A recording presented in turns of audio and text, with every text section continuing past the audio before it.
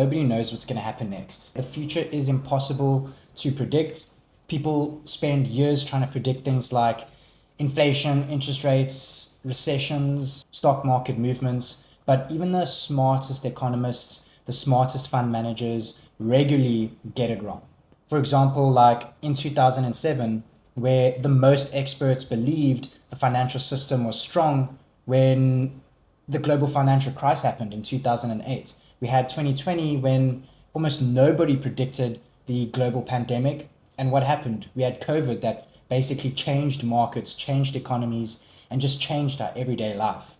We then had 2021 when many central banks said inflation would be temporary. But what happened? Inflation ended up staying higher for much longer than expected. So what's the lesson here? It's that instead of trying to guess what happens next, you need to build a portfolio that can handle multiple possibilities. And we go on to the next slide, which is the illusion of prediction. Humans hate uncertainty. So when we don't know what's going to happen next, our brains naturally try to create stories that make us feel like we can understand the future. So for example, I see a lot of people say, oh, AI will keep driving stocks higher, or interest rates will definitely fall, or a recession's coming, or the market's in a bubble. The problem with these stories is that they often become so popular that everybody starts to believe them. And that goes on to point one here, where it says narratives become crowded. So when most investors believe the same story, they start positioning their money around it. And at that point, the expected outcome is already reflected in prices. So for example, everybody expects rate cuts. We then have stocks that rise because of that expectation. Rate cuts don't happen, and then markets end up falling because expectations were wrong. Point two, black swans are routine. For the people that don't know, a black swan is a major event that very few people saw coming. Okay, so for example, we had 2000, we had the dot-com crash. 2008, we had the financial crisis. 2011, European debt crisis. 2015, we had the China shock. 2018, we had volatility shock. We had 2020, COVID. 2022, we had the inflation and rate shock. So the common theme here is that the thing that actually moved the markets wasn't what most people expected. And that goes on to point three, where I said, intelligent people get it wrong. Smart people are wrong too. This isn't because analysts are stupid. Many of the smartest economists, investors, and institutions in the world get forecasts wrong. Why? It's because the future contains variables that nobody can know in advance. There's no amount of intelligence that can perfectly predict an uncertain world. So the key takeaway here is that the future is not a single path. It's a distribution of possibilities. Most investors think what's going to happen, but the beta investors think, what are the different possibilities? What are the different things that can happen? So instead of betting on one prediction, they built a portfolio that can survive multiple outcomes.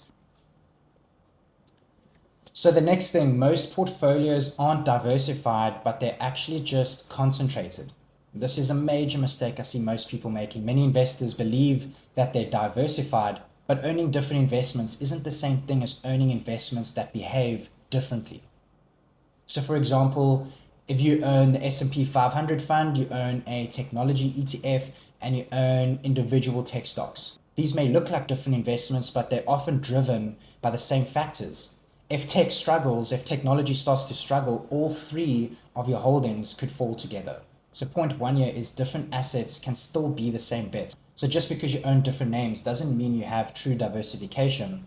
Point number two, hidden concentration exists everywhere.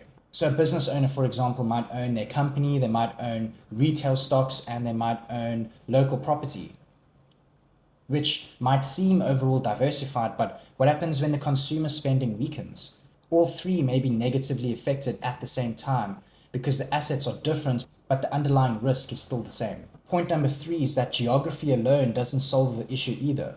Many investors believe that global diversification means owning stocks from different countries, but if the entire portfolio is still invested in equities, it still remains dependent on investors continuing to value risk assets highly. So different countries doesn't necessarily mean different outcomes. So the main takeaway here is that obviously many portfolios are simply multiple versions of the same bet. Most investors ask, How many investments do I own? Where the better question is, how many different sources of risk and return do I own? True diversification will always come from owning assets that respond to different economic events rather than just owning more investments. Markets move through different regimes. Markets don't always operate from the same environment. Most investors think that the future will look similar to the past, but in reality, economies move through different what we call regimes or conditions, and different investments perform differently throughout each one. So I'm going to break down 4 here for you. First thing is growth plus low inflation. Most investors are familiar with this one, where we get companies that are growing, inflation stays under control. We have stocks that genuinely perform well in this market condition, and many portfolios are built assuming that this environment will continue. But then we have something what we call stagflation, where the typical 60-40 portfolio doesn't work anymore. This is an environment where economic growth starts to slow down, but inflation is still staying high. Now, this is obviously difficult because both stocks and bonds may struggle at the same time. We had this exact environment during the 1970s and 2022. Regime 3 would then be what we called deflationary contraction. This would occur when growth falls sharply, demand starts to weaken, and prices decline. During these periods, assets like government bonds obviously become more attractive, and the global financial crisis is a pure example of this. And regime 4, what we call risk-off environments. Essentially, these are periods when investors become fearful, liquidity starts to dry up, correlations rise, and many assets start to fall together, and investors start selling their risky assets. So markets become driven based on risk reduction and not really opportunity seeking. So now the 5 principles of good portfolio construction. If nobody knows exactly what the future is going to look like, then of course a portfolio shouldn't rely on a single prediction. Instead, it should rely on a few key principles, which I've obviously laid out here for you guys. The first one is genuine diversification. Not just owning different investments, but owning investments that make money for different reasons. The more independent source of return that you have, the less dependent you are on one single outcome. Look for assets that don't all move together. When one part of the portfolio struggles, another part may offset some of that risk. This will definitely help improve stability without necessarily sacrificing your returns. Principle number 3, of course, drawdown management. Avoiding large losses is going to be extremely important.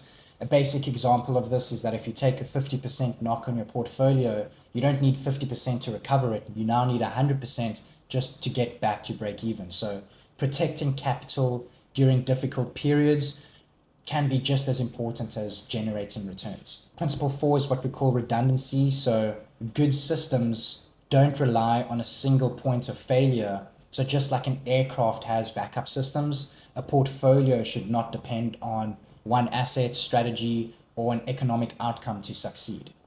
Then principle number 5 is adaptability. Markets change, and they will change, and they always change. So the strongest portfolios have a process for adjusting as conditions evolve rather than remaining rigid and hoping that the environment stays favorable forever. So the mental thing that changes everything. I get tons of DMs on a daily. Zach, what do you think is going to happen next? Investors are asking, what's going to happen in the future? What are you doing in the next 6 months? They're asking investment decisions based on a single prediction about the future. Whereas the problem is that if they're wrong, the whole portfolio is going to suffer badly. Whereas more of an experienced investor will ask, what happens if I'm wrong? Instead of trying to predict perfectly, they're stress testing the portfolio against different possibilities. So they're focusing on resilience more than certainty.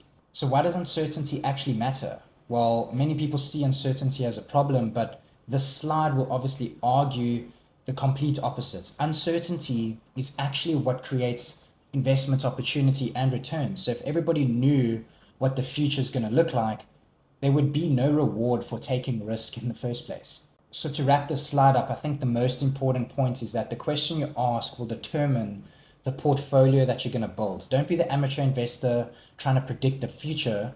Be an experienced investor accepting that they could be wrong, and then build a portfolio that can survive multiple outcomes. Because the goal isn't to eliminate uncertainty, it's to make intelligent decisions despite it. So a couple practical takeaways for you guys. Audit for hidden concentration. A lot of portfolios may look diversified, as we spoke about, but they're relying on one single outcome. So ask yourself, what single thing needs to happen for my portfolio to perform well? If the answer is something like, oh, well, stocks need to keep going up, or AI needs to keep doing well, then you probably have a lot more concentration than you realize. Second thing is stress test your portfolio. Think about how your portfolio would perform in different environments. Recession, strong growth, high inflation, deflation. A lot of investors only think about the environment that they're currently experiencing and not the environments that we will experience in the future. Number 3, we spoke about this, just avoiding big losses. Returns matter, but surviving matters more. A portfolio that protects capital during uncertain periods or difficult periods is actually in a lot better position to compound for wealth over the long term. And then lastly, number 5 is prioritizing longevity. This is probably the most important one. When headlines go crazy and there's a lot of new data sets and new news releases every single day, we think that we need to stop being long-term investors and start becoming active investors. But investing is a long-term game. So the portfolio that can survive decades of uncertainty will often outperform the portfolio that chases excitement and chases unnecessary risk. And just a closing thought for you guys, successful investors are not people that predict every single crisis. They're not people that predict every single boom or market shift. They are people that accept that the future is uncertain, and then they build portfolios that can handle a variety of outcomes. Now you think that, oh, well, Zach, that doesn't really matter. Well, think about times like the financial crisis, COVID. Before these major events happened, very few people saw that it was coming. Looking back, major events may seem like a little bit obvious. We had the financial crisis, COVID, high inflation in 2022. Before they happened, very few people actually saw it coming. So in hindsight, it looks like it could have been predictable, but in the moment, it's very tricky to predict these sort of outcomes. So we have to cater for it and make sure our portfolios are optimized for these black swan events. So I hope you managed to get a little bit of insight from these couple slides that I put together. Of course, we all want to make money. Of course, we all want to optimize for growth. We want to compound. We want to make good money in the markets, but investing isn't always just about making money. It's about protecting money. It's the portfolios that can survive long enough and have long enough time to compound that often outperform. Don't chase hype, don't chase excitement. And I hope you guys enjoyed the video. If you want a free portfolio audit, you want myself or my team to have a look at your portfolio, just kind of break down, share a couple ideas, book a call down below, and I'll see you guys there. Cheers.